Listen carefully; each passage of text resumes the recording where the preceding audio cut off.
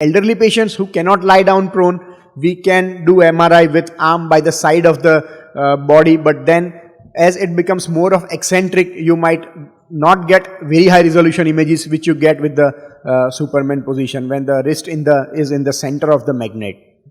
When you are looking for the distal radioulnar joint instability, sometimes we might to do pronation and supination, both MRI to evaluate the relation of the distal end of radius and ulna.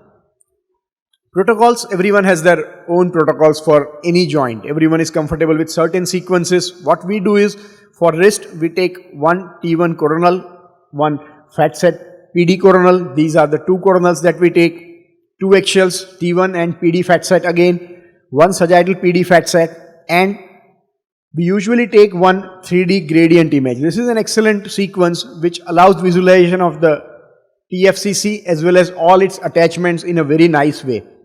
As it is a 3D sequence, you can see the small ligaments which you might otherwise miss in your routine 3 mm MR sequences. So it is always good to add one 3D to your protocol to see for the small structures. MR orthography, just like shoulder, wrist orthography, it is reserved for certain selected patients. However, for shoulder orthography, we used to do a lot of orthographies in earlier years, which is now reduced. In wrist, it is opposite. We didn't do many orthogram in the earlier years, but now we are doing many wrist orthograms because the clinicians, they have certain specific questions. They want to see for the foveal attachment of TFCC.